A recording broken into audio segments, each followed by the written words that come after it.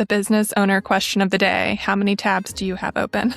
Okay, currently it's 6. That's not my norm. I was like, I try as much as possible to single task and like, if I can single tab it, that is just like not always possible. It depends what I'm working on. I will frequently have at least a tab and then like Notion, a tab that like I need to reference. But I was like, I'm not a 25 tabber. I used to be, and that just like, I can't do it. It's like, it's too much, too many things open. Oh gosh, what are you? I currently have 23 open, and that is also not normal. I normally have more than that. My computer restarted on me. Oh no! Okay, how? I ask you the same question. How? So to be fair, I also have like 3 or 4 Chrome profiles open at the same time because I have one for each one of my clients. So It's a different profile. It's like, I typically minimize them when I'm not working on that client, but they're there, easily accessible for me. I also use Google Chrome's collapse feature into, categories. Mm-hmm. So, when I open up one for the podcast, I have 10 tabs that open along with it for all my podcasting stuff. So they're all there for a reason, and I don't want to lose them. That's fair. The like folder for tabs or like the little, I'm not a technical human, but like I will have people saved. So like my clients are saved as like these little folders. When I click them, then the like 6 tabs associated with them open. So like that's super fair. If I'm like, if I was in a website or like focused on one thing, if I have like Instagram in another tab, for example, like I can't do that where like I would just like get pulled to, I was like, I try and minimize distractions as much as possible. I mean, I literally hide my phone. I like do all sorts of things so that I just like can zoom in on what I'm doing and try and minimize those. But I know what you mean of like needing a certain number of tabs for different tasks. So it's not always just like one. No. And unfortunately, with logging in to client accounts all the time with 2-factor authentication, I mean, love some security, but it is a real pain in my ass. Honestly. Truly. No. So if I keep up the Chrome profile open, it's less likely to re-prompt me to log in. So that's also a factor here. And you have to keep it open. I guess, yeah, because otherwise if it collapses, then yeah. Okay. I mean, I can minimize, but, and since I'm here in Lisbon, I have minimal hours. Like I have to wait to a certain time. If I do need a client to help me log in, I have to wait until like 1 or 2 p.m. this time. Oh my gosh. I get it. I have a client in Hawaii, which is probably a similar like time difference. And like similarly, I'll be like, well, now I'm stuck here until like noon, 2 p.m. She's an early riser, thankfully, but yeah, it will. Yep. Puts you on the wait. All right. Salty, sweet, or sour? Ooh. Yes. All of the above. Yes. Like salty in terms of McDonald's French fries, but I do love, I love a sweet treat, like dark chocolate. And sour, I mean, I used to love my beers sour, but also I just like, yes to all of them. If I had to choose, sweet. Okay. Mm-hmm. I mean, agree. Yes to all, but I think I default to salty. I dig it. I love the salty snack. I would rather eat popcorn or chips or something like that than a sweet thing during the day. Yeah. Yes. I too would reach for the salty snack. I'd just love a little sweet treat is never far out of reach. Yeah. My husband's got a sweet tooth, so we always have something around. Mine too. And he's been really into ice cream nights, which is lovely, except that my sleep will feel it occasionally. Oh, yeah. Yeah. You got to have the sweet treat at like 4 p.m. I know. I was like, I know I'm getting old. That's like the accommodations I'm making for myself. Or I like the sweet treat doesn't always love me. I'll get sugar migraines. And I'm like, no. I was like, I know. As a sweet treat lover, the sweet treat doesn't love me. Oh, no. It's fine. I still love it. You just got to find the right thing. Yeah. What are you most excited about this year? Oh my gosh. Okay.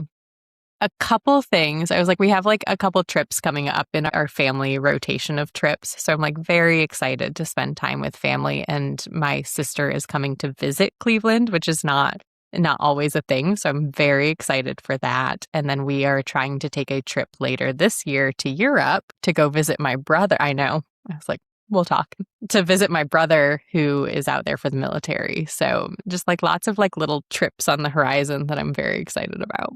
That's What so about you? exciting. I am excited for people to visit me. We've got a fall lineup coming up with, I think, Whoa. starting in August for sure. There might be a couple people who are trying to get here sooner. And then my parents are coming in. My father-in-law is coming in. So I'm just excited to have people visit and to do the touristy Lisbon things with them. Much of that we've been putting off knowing people are coming so we can experience it with them for the first time instead of, showing them the Doing thing all we've the already things seen. 20 times. Yeah. That's Yeah. so fun. What drinks are you loving right now? I feel like you're known for your evening beverage posts. I am. Yes. If you don't know, I love a probiotic soda or prebiotic soda, Poppy and Olipop. I can get down with, or like any sort of like fun seltzery flavored beverage like that. But I will put it in a wine glass just to make myself feel a little elevated. I don't always love an evening glass of wine. And so this was my replacement because I was like, why can't I put it in a wine glass? And so I'm still very much on that train.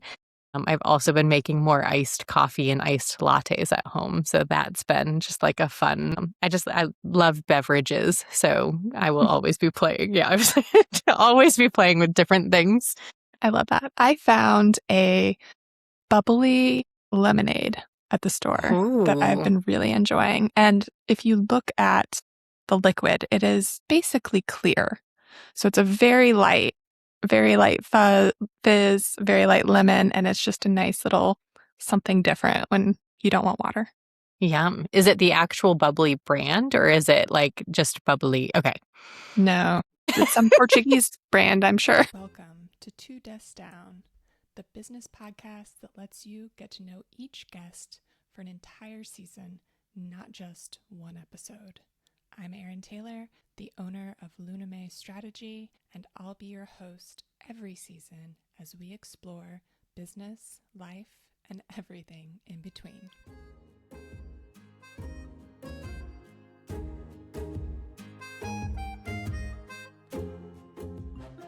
Okay, before we get into today's topic, let's do a little introduction. Who are you? Where are you from? What do you do?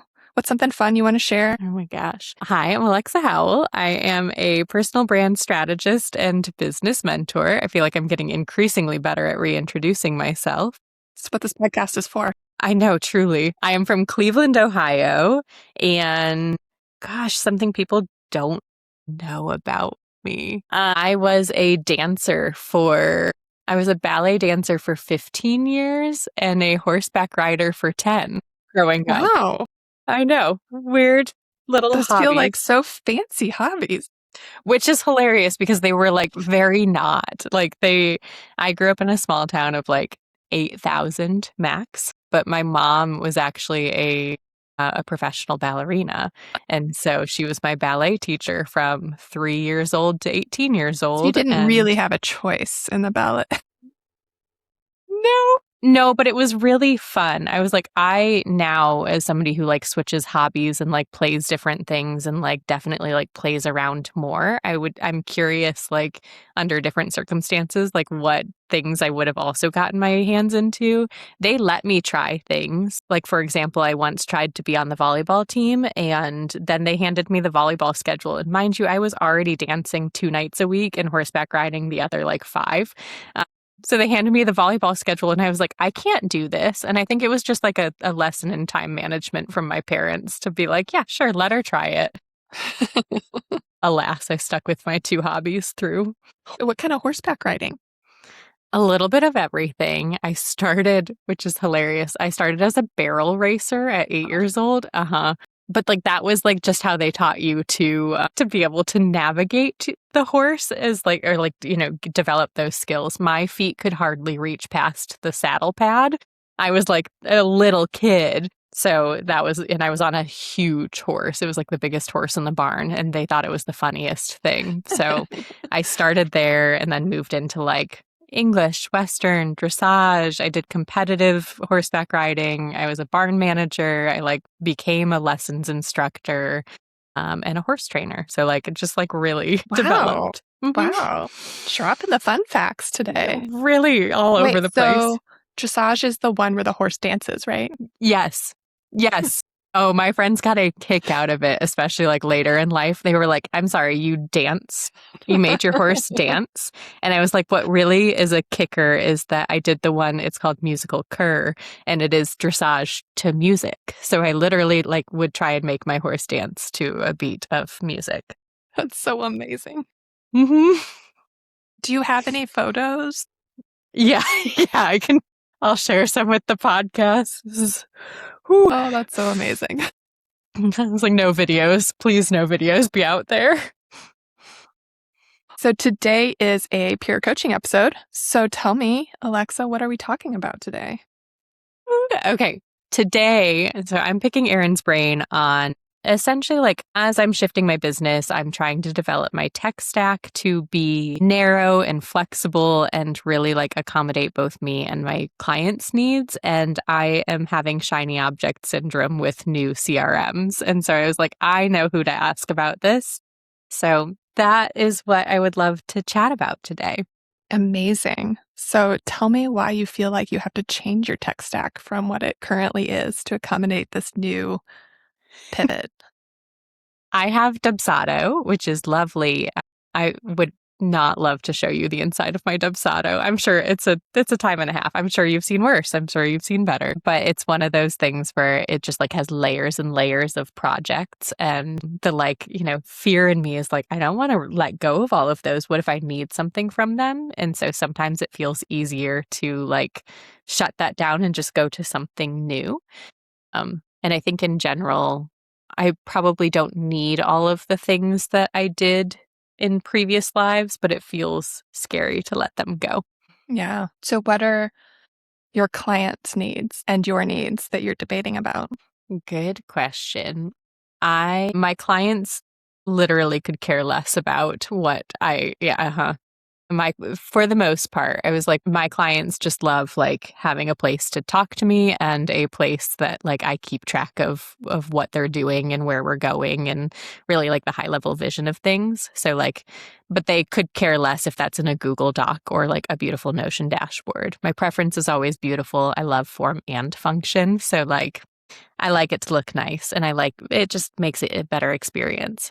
So those are kind of their needs. My needs would be, gosh, am not a tech heavy human. So like, I would love it to be simple and also something that I can actually like use. I'm a little afraid to break things in certain places, but that also might just be my own fears here. Yeah. So if we go back to the client side, for a minute. They basically need a place for notes, it sounds like, and a place to communicate with you. I would also venture to guess you need an easy way to communicate with them when calls are upcoming or is that via email? Email, I use Flowdesk and I will use like Gmail, email, and Flowdesk, and then a couple of them higher level clients are in Slack. Yeah. And so there's no automation with communication? It's just like, a question. Sometimes that's not needed. Like yes and no, like calendar reminders automation, and like getting them, I will automate their like welcome emails and getting them into places. But besides that, probably not as much automation as there could be. Yeah. Okay. And for your side, simple and usable. Did that really answer all of your questions? A really low bar here. Okay. Yes. Simple, usable. Beautiful. Beautiful. Yeah. Please add beautiful. That's important. I think this is a case of, because I was thinking about this when I was brainstorming this problem in general, of people outside of like tech spaces or like system spaces, Like, I would say, I don't know what I don't know. I remember getting on your Zap call and like literally being like shook to my core at all of the things I could potentially do. And I was like, whoa, it was like truly a case of like, you don't know what you don't know. And so I'm sure there are things that I need that I like don't know that I need. And so this might be one of those cases. And I feel like oftentimes, no matter how long you've had a tool, if you're not a tech person, you don't even know what the tool that you have could do for you, especially as they continue ever evolving changes. Honestly, like I can't keep up with half of them and I'm using the tools every day. Yeah. Yes. But without going down a rabbit hole and process mapping your entire business, which is what I would really love to do. That's like lights me up in my soul. We can talk about that later. Okay. What I feel like so often is that we often feel like we have to burn it down to start over. And many times we can just hide some stuff in the current system to make us feel like what we have is simplified and start from that point. So I would say if there's not a reason that you absolutely hate Dubsado, like let's archive some stuff and it's still there for you whenever you need it. And start fresh, but within the same tool that already has your branding, your history, your contacts. Touche. Yes. Probably smart. Now, Notion is a lovely place for clients to go. It's very simple and clean for them to see what's going on, for you to have visual notes for them. That's the one thing I'm not a fan of in Dubsado is their portal. Honestly, most CRMs, I'm not a fan of the client portal and I don't usually recommend using them. I can't do it. Yeah. And I tried for a hot minute and I was like, I was like, my clients are lost. I'm lost. This is not, not beneficial. Yeah. Lovingly, not all of my clients are very tech savvy. And I'm not like, I'm dangerous in tech and I can find my way around and I love a Google, but my clients, nope. A lot of them are not tech friendly. And so if I can't do it, they're not going to be able to do it. Right. What I really love about the ability to continue using a CRM is the automation though behind it, because many times when we're talking about up-leveling a client experience, it comes down to actual more communication. And so being able to time when that communication comes out based on where they are through your process is really nice.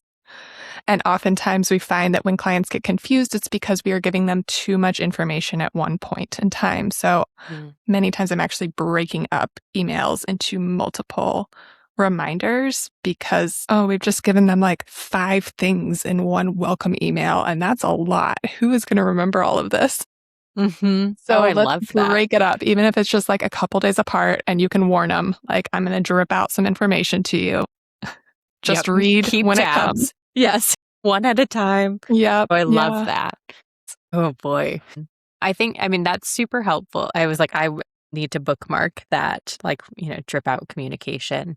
When you think about the client process and what you're doing now, where does it start to feel like things are too messy or not aesthetic enough for you to appreciate the process? Okay. That I can, thank you. I feel like, okay, I have maybe an aside question for you, or like part of that is that with automations, I am such a like in sight or like out of sight, out of mind kind of human. And some of those like I very much do have automated messages, but I feel like I don't. Is there a good way? And maybe it's process mapping, maybe it's, is there a good way to like see what's going out so that I don't feel like they're getting lost in the sauce when I know they're actually being like well held and well cared for? Yes. It just depends on how you prefer to see it. I think that's with every tool is how do you want to see it? I love a process map. I love a visual process map. With my clients, we'll go through where they are, what tool is happening both internally and client facing. And that includes, this is when this email gets sent out in Dubsado with a little like brief summary of what's included in that. And that way we can go look at it and kind of understand and remember.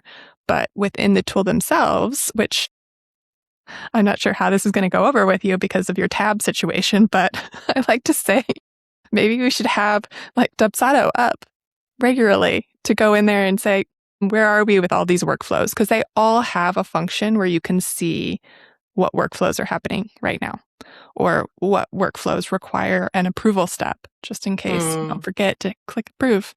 Been there, done that. Okay. No, that's But super helpful. I mean, I know other clients who prefer to see things in a different way than like a Canva process map, right? They prefer to see more of a spreadsheet view, and that's possible too. I start with Dubsado workflows in a spreadsheet to think through what triggers what. And some of my clients actually prefer to look at that spreadsheet to see what's happening. Yeah.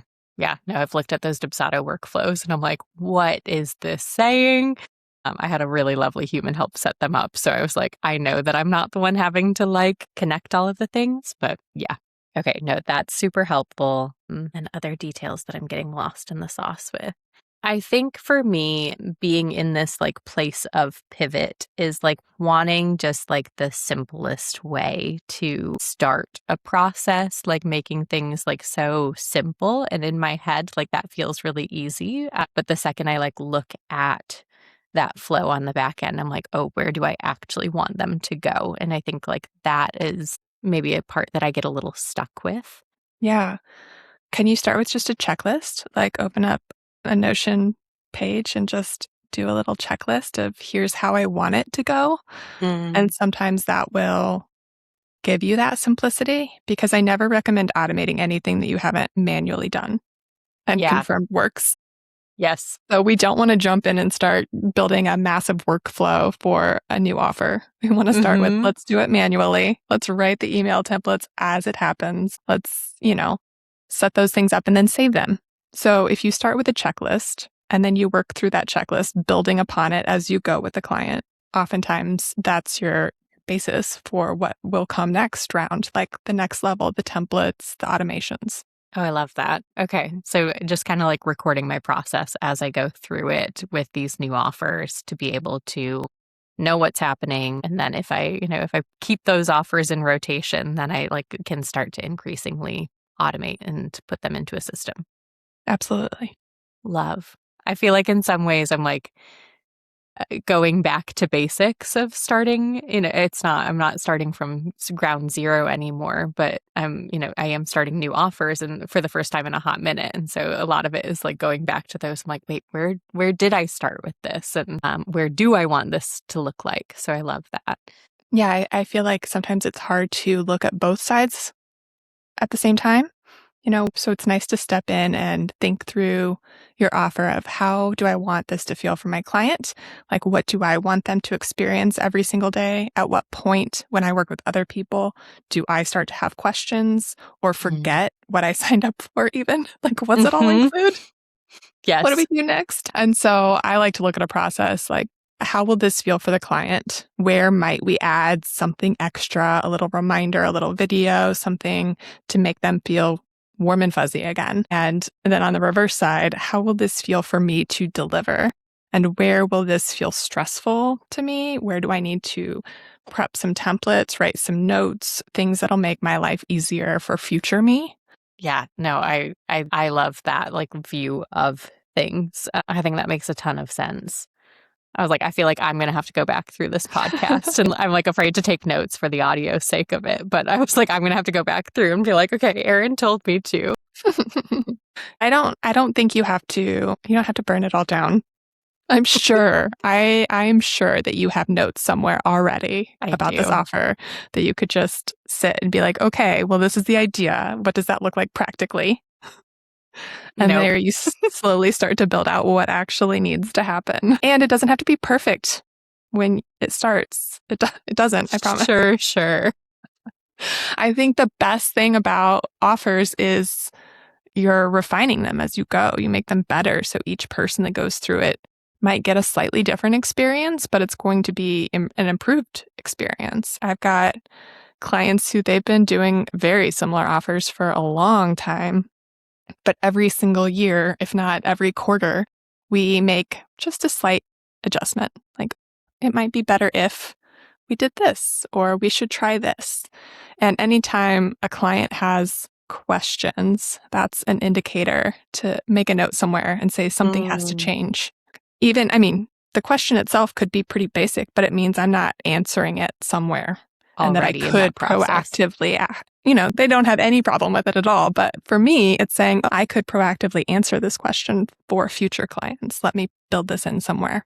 I love that. That's such like a good little bookmark of like question comes up, like where can I better put this in my process? And doesn't mean anything's broken, just that I need to like tuck it in there. I wholeheartedly agree with like not needing to burn things down. It is so tempting, like when you are changing like even just like little things in your business to just like, what is it, throw the baby out with the bathwater, where you're just like, I just like throw it all out, like let me start fresh. And that like urge is like usually a sign that I just like need to make small adjustments. It's like, I know this. I see this with my own clients. You know, they so often want to burn literally everything down. And I'm like, actually, you have some really good things here. You're just not doing what you want. And like, how can we do more of what you want and less of what you don't? And I can see like it's similar with systems of like, how can we just like make this one tweak so that we're not having to redo an entire workflow or an entire process? We can just make it work for you. And sometimes you can kind of burn it down within the tool. Like if you don't like the way something works, or you don't want to make a copy of your current proposal for this new offer, do start from scratch. That might be a great place to give yourself the freedom to just start over, but you don't have to start over with a brand new tool. It just looks so empty and clean, Erin. It really had It does, but it's so much work to set up. You're just adding to your to-do list, like multiplying it by 10. I know. I hear you. I was like, it felt like the right move at the right time. And then I was like, wait a minute, Alexa, what are we doing here? It's just like, I know it's not the right answer, but it feels so tempting. But I also think like you're so right of like, actually, like if I want to make the new form, a new proposal, like I think making those small changes in our business actually like helps us think about the process better. And so like giving ourselves some space, if that feels like the nudge, like maybe carving out some space and time tracking it so that you're not going crazy, but giving ourselves some space to actually play with that. Any advice for somebody who's a little dangerous in systems, but like would like to get more comfortable in there when it comes to like a CRM or anything? Oh, test against yourself. Make yourself a client in the system. All of my clients have my email in there as a project email, so I can run tests and know the emails are only coming to me. I can void everything out. Nothing terrible will happen. And that gives you the confidence to know, like, did I do this right? You know, you can duplicate a workflow and change one piece of it to make sure it won't go out to any clients and it will only go to your little test bubble and make sure it's working properly. I love that. Okay. Test and test again. And test again. Then test again. Yeah. Yep. Unfortunately, every time you change something, I recommend a test. Okay. No, that's super helpful. And like, I'm sure like it just gives you confidence over time to see that it's working and that you didn't break it by doing one little thing. And it's always nice to have somebody who works in the system, somebody else. There's always quirks about every tool. So if you know somebody that uses it and you run into something odd, message them. They'll probably have the answer. They'll know. Okay. Or Google, the Reddit community will help you out. Reddit is like a secret weapon when it comes to some of these systems. Those are people like know things inside and out. That's like my sneaky favorite social media for like finding answers. I can put the strangest prompt into Google and then add Reddit at the end of it and I will have an answer. It will be so Somebody odd. has asked that question before. I found that a lot. Somebody have answered it before. Yes. Yes. No, I found that a lot with websites because Squarespace's customer service area is not good. Yeah. And I was like, okay. I need somebody else who has these answers that is not this, whatever this is. And Reddit. Every time. I don't care what Google does with their search engine. I will always put Reddit at the end of my searches. That's so smart. You're right. I don't even need to. Yeah. I was like, I don't even need to trust Google to give me the answers. Just take me to Reddit. Yep. Anything else? I think that's super helpful. My goal was, I very much don't want to burn things down. I think like knowing that the systems that I currently use are helpful and already have the bones there to get me into this new chapter. Is there anything else you would say or recommend to somebody who is like trying to refine their tech stack or simplify as much as possible? I would make sure that you have a reason defined for every tool that you use, because no matter what tools promise, There is no one and done. Okay. I don't care what they say. There's not a CRM that's also a project management tool, that's also an email tool, that's also going to save your life. I don't like it, just doesn't exist. There's a reason we have little buckets, and they all oftentimes integrate with each other already, and that's for a reason. So have your simple stack, but it should probably be at least 4 tools. Okay. Nope. Yes, check. But no, that's super helpful. I like very much. I think that maybe that's something like in general that I needed to hear of. Like, I feel like we always hear about unicorn systems of like this will like, all in one tool, and like they're not always what they promise, or they're really hard to work within. I've seen some all in one tools in the back end, and they're a little crazy. So it's better to integrate the tools that work well for you and make them talk to each other. Absolutely. I can do that. I can try that. I know some great systems people to come to when I can't do that or Reddit. Yeah. But yes. Mm-hmm. No, that's super helpful. Good. Oh, this is so much fun. Oh, thank you. Now I just want to dive in even deeper. I know. I was like, well, great news. We have a strategy call coming up. Yes. So I can actually, No, it is a game of like, I don't know what I don't know. And even as somebody who's been here for 5 years, the system side of things always feels a little scary. I know this can do so much more, but I don't know what it actually can do. And I don't want to spend a million years figuring it out, because that's also, procrastination on my end of not doing what I could be doing elsewhere. Yeah. So this is very there's helpful. a reason on Threads that you can watch and see systems people asking other systems people, how do I do XYZ? What am I missing here? Because there's always somebody that knows a tool a little bit better than you, and you don't have to be an expert in every single one. Yes. Yeah, systems thread is fascinating. Big fan. Well, this is a fun conversation. Thank you for joining. Thank you.